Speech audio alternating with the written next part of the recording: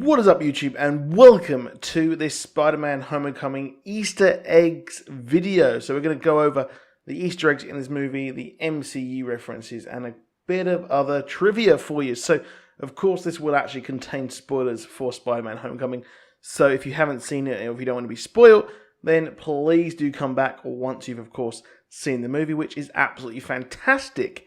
And, of course, you can check out my video review, which has the first part, which is spoiler-free on my channel as well. So you can go and check that out and enjoy that. Hopefully you enjoy that. But let's jump in and have a look at some of the best Easter eggs that this movie had to actually offer.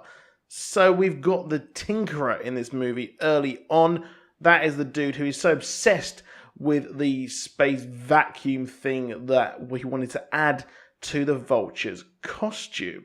So really, really cool. They don't actually mention him by name, but he is obviously the person who was helping out the character of the Vulture in this movie. So expertly played by Michael Keaton. And I thought he was pretty good. They don't actually mention him quite well, to be honest. I don't have him featured in it a lot, but it was pretty cool, to be honest. So we actually have two versions of the Shocker in this movie. So Bokeem Woodbine was the character who was Herman Schultz, who we expected to be the Shocker throughout this movie. But actually, we did get two versions. We get the Jackson Bryce character at the start, who was absolutely decimated by the Vulture early on, which I thought was pretty funny. It's pretty savage as fuck as well, to be honest. As well as this, another person who is a classic villain. So we actually have quite a few classic Spider-Man villains in this movie.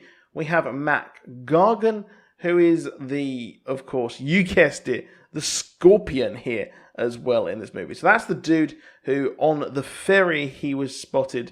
It was mentioned by the suit to be a murderer, and he had the tattoo on his neck, which was pretty cool, fantastic as well. And I expect he will pop up in a future possible Sinister Six movie, which Sony so badly wanted to make as well. But he's going to be in the Sable movie as well. So I expect him to pop up elsewhere.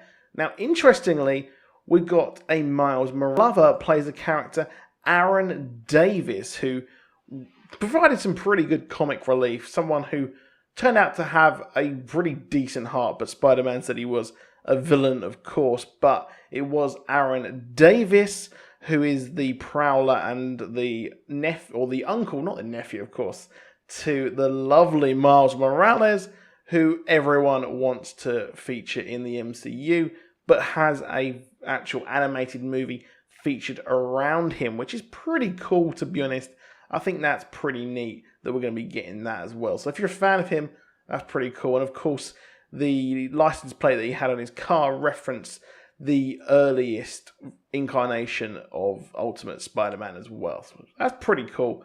And of course, as well, near the end of the movie, so we're not going to go in chronological order, but we got the Iron Spider outfit, which is what was made for him by, of course, Tony Stark, which is a very iconic thing from Civil War. So, you know, we got that at the end when he decided not to actually be an Avenger, which is really funny, to be honest, that obviously Spider-Man is so desperate to be an Avenger in the comics. Well, it turns out that he's going to do something else. And I love the fact we saw Pepper Potts at the end there as well.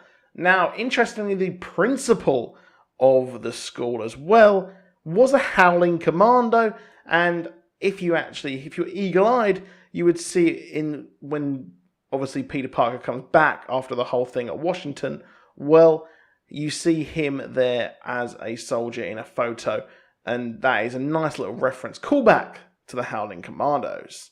But of course, we've got Aunt May as well. You can't have a film without Aunt May. You can't have a Spider-Man film with Aunt May either. So the supporting, the characters who were around this movie who really did make this film absolutely pop. So we got Liz Allen, who was the love interest of this movie, who is obviously featured in Amazing Fantasy 15, And then we've got the Betty Brant character as well, who's following her around, who was actually in the internal TV section of the movie as well, which I thought was really funny. A really snazzy and sharp bit there as well, which was pretty cool, to be honest. But we also, of course, got a nice little Bruce Banner reference in the classroom as well.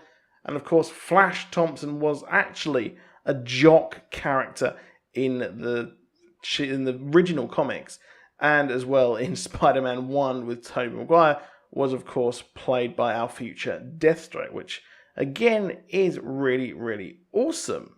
So of course as well we've got Ned Leeds, who was actually a Daily Planet writer later on, but we actually have him really being the Gank Lee character, who was Miles Morales' best friend, which is, again, really interesting.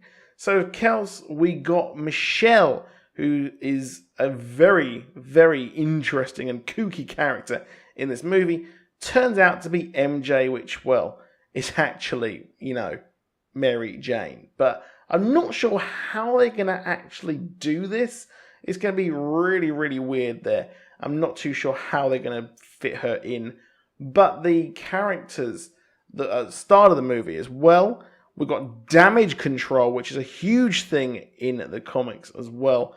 A very big thing, which had their own comic book storylines as well. Featured in Civil War as well, in Civil War 2. But it was a really nice addition there, which a lot of us were wondering why we haven't seen Damage Control featured. But I really did like how they plugged the gaps in what happened after the movie, after Avengers, because that really does actually work. We possibly might be getting a Damage Control TV show, which, you know what, I'm not too sure if we're going to do that. But the woman who headed up the company is pretty much a spit image to her comic book counterpart. So, you know what, there's some really cool things in this movie as well. A lot of different things where it actually matches up with the comics. I mean, where Spider-Man was under I'd say, a lot of concrete, he was in the Amazing Spider-Man number 33, which is an iconic scene there as well. And we also see the half Peter, half Spider-Man face image as well, which, you know what, I thought that was pretty darn cheesy, I'm afraid, to be honest. A nice addition as well is Thor's belt, which Happy Hogan couldn't actually pronounce whatsoever. So, you know what, we might see that in there as well later on in the series of movies, but we didn't get him featured.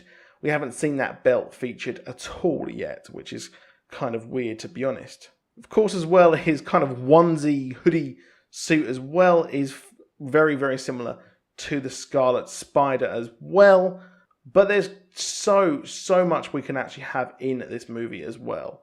But that is it. If you spotted any other Easter eggs, please do let me know as well, because there are absolutely a hell of a ton in this movie. So comment below with what you notice. So please do drop a like, please do subscribe, and I'll see you soon, and goodbye.